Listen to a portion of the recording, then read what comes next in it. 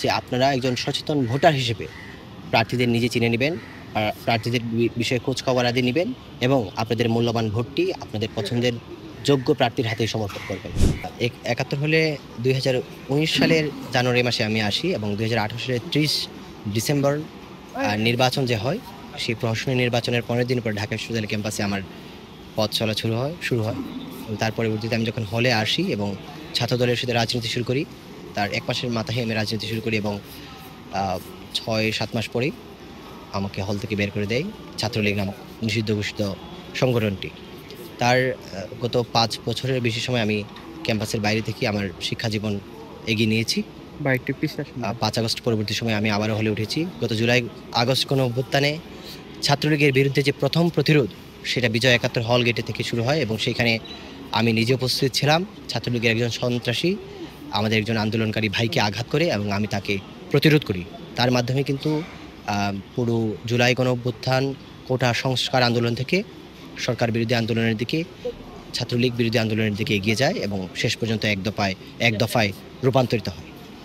৫ August পরবর্তী সময়ে আমি ২২ আগস্ট নাগাদ হলে উঠি এবং শিক্ষার্থীদের সাথে রাজনৈতিক কর্মকাণ্ড, নানা বিষয়ে আমার নিয়মিত যোগাযোগ ছিল এবং আমি সাম্প্রতিক সময়ে বিজয় ৭১ হল ছাত্রদলের যে কমিটি ঘোষণা করেছে, সেখানে আমাকে আহ্বায়ক হিসেবে দায়িত্ব প্রদান করা হয়েছে।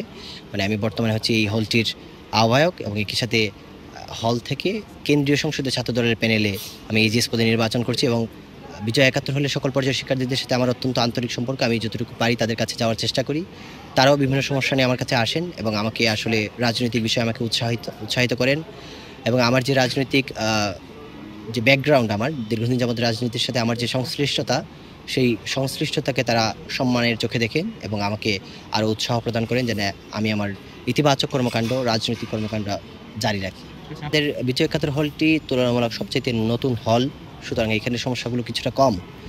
কিন্তু তারপরেও হলের কাঠামোগত সমস্যার কারণে বেশ কিছু সমস্যা হচ্ছে।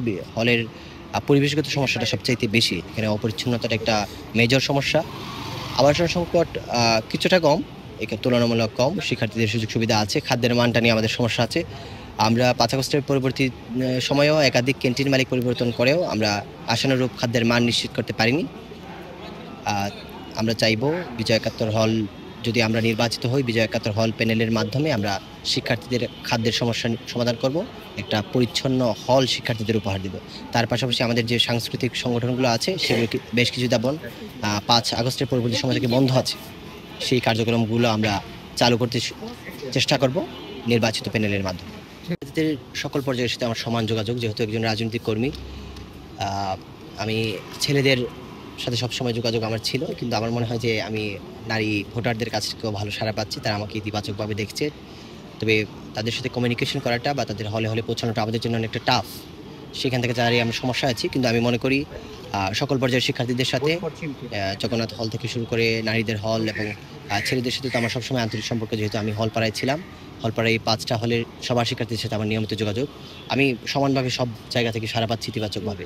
ভোট চেয়ে আমি ৫টি নারী হলের শিক্ষার্থীদের উদ্দেশ্যে বলব যে একজন প্রার্থী হিসেবে আমাদের এই সীমাবদ্ধতা যে আমরা পার্সন টু পার্সন রিচ করতে পারি না, কিন্তু একজন রাজনৈতিক কর্মী হিসেবে আমার মধ্যে সেই স্পৃহা আছে আপনাদের দ্বারে পৌঁছানোর, আপনাদের কাছে পৌঁছানোর, অন্ততপক্ষে নিজের পরিচয় প্রদান এবং আমার যে লক্ষ্য এবং উদ্দেশ্য সেটা আপনাদেরকে বলার।